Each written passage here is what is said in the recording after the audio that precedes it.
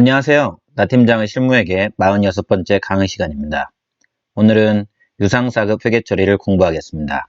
먼저 유상사급이라는 것이 무엇인지 거래구조를 살펴보겠습니다. 나 팀장주는 현대자동차에 자동차용 엔진을 제조하여 납품하는 회사입니다. 엔진을 제조하기 위해서는 많은 부품이 필요한데 부품 중 일부는 협력업체가 제조하여 나 팀장주에 납품을 하고 있습니다. 그런데 부품을 만드는 데 필요한 원재료의 경우 원재료의 품질 관리 목적 및 협력업체보다는 나 팀장주가 회사 규모가 10배 이상이 되어 구매 가격 결정 시 협상력이 있기 때문에 나 팀장주가 협력업체를 대신하여 원재료를 구매하고 있습니다. 그리고 나서 구매한 원재료를 협력업체에 제공하여 임가공하게 한 후 반제품을 매입합니다. 이렇게 나 팀장주와 협력업체가 원재료를 유상으로 양도하고 이를 임가공하여 다시 매입하는 계약을 유상사급이라고 합니다. 나 팀장주가 협력업체의 원재료를 유상으로 넘기지 않고 무상으로 넘긴 후 임가공 수수료만을 지급하는 경우는 무상사급이라고 합니다.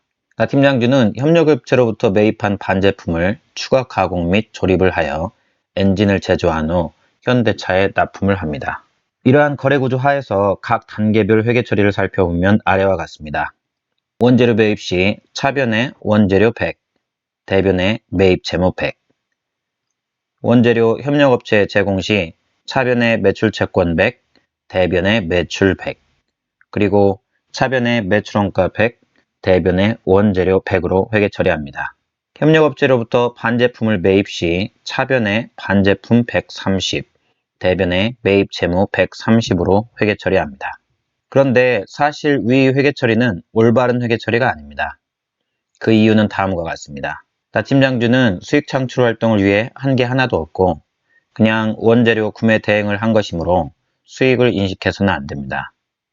또한 유상사급의 거래구조 하에서 협력업체는 원재료를 다른 업체로 넘길 수 없고 오로지 나 팀장주의 제품을 제조하기 위한 목적으로 사용된 후 나 팀장주에게 납품합니다. 나 팀장주는 협력업체에게 제공한 원재료 수량을 관리하고 있으므로 원재료에 대한 통제권이 여전히 나 팀장주에게 있습니다. 그럼 유상사급의 올바른 회계 처리는 무엇일까요? 노란 박스 안의 회계 처리를 하지 않으면 됩니다.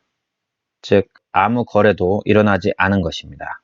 나 팀장주가 원재료를 대신 구매해서 협력업체에게 임가공하라고 건네주기는 했지만 임가공한 후 다시 받기 위해 일시적으로 건넨 것일 뿐 매출하는 것이 아닙니다. 돈을 받고 넘겼으나 매출이 아닙니다. 올바른 회계 처리는 노란 박스 안의 회계 처리를 하지 않는 것이지만 돈을 받고 넘기다 보니 실제로는 SAP 시스템에서 회계 처리가 일어납니다.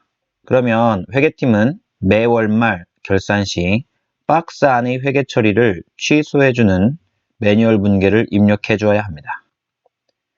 박스 안의 분계는 원재료를 넘기고 나서 아직 반제품을 받지 않은 물량에 대한 것입니다.